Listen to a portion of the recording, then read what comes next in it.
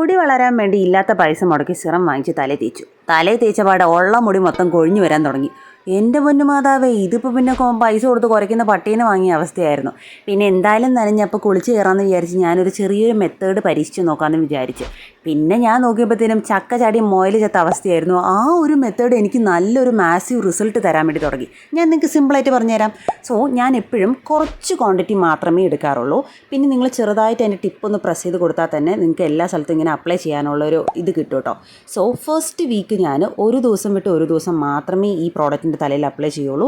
അതും മുടി ഏകദേശം കൊഴിഞ്ഞ ഭാഗത്ത് മാത്രം അപ്ലൈ ചെയ്ത് കൊടുത്തു.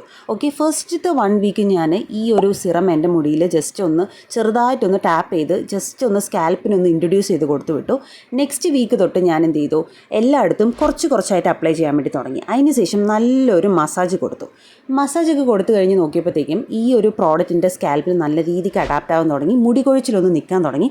ചെറിയ ബേബി ഹെയർസ് എനിക്ക് വരാൻ തുടങ്ങി. നിങ്ങളിപ്പോൾ കാണുന്ന റിസൾട്ട് ഞാനൊരു 3 ബോട്ടിൽ യൂസ് ചെയ്തതിന് ശേഷം എനിക്ക് കിട്ടിയ ഒരു റിസൾട്ടാണ്. അപ്പോൾ ഞാൻ പറയുന്ന ഈ മെത്തഡിൽ യൂസ് ചെയ്താൽ എനിക്ക് കിട്ടിയ പണി നിങ്ങൾക്ക് എന്തായാലും കിട്ടില്ല. ഒരുപാട് നിങ്ങൾക്ക് മുടി കൊഴിയില്ല. നമ്മൾ ഏതൊരു പ്രോഡക്റ്റ് യൂസ് ചെയ്യുമ്പോഴത്തേനും എടുത്ത് വാരി പൊത്തുമ്പോഴാണ് പ്രശ്നം മൊത്തം വരുന്നത്. അപ്പോൾ ഈ മെത്തേഡ് എന്തായാലും പരീക്ഷിച്ച് നോക്കിയിട്ട് നിങ്ങൾ എന്തായാലും ഫീഡ്ബാക്ക് പറയാൻ മറക്കരുത്. അപ്പോൾ ഈ പ്രോഡക്റ്റ് വേണമെങ്കിൽ ഒന്ന് ലിങ്ക് ഒന്ന് കമൻറ്റ് ചെയ്താൽ മതി, സെൻഡ് ചെയ്ത് തരാം. അപ്പോൾ അത്രേ ഉള്ളൂ. Thanks for watching. ബൈ.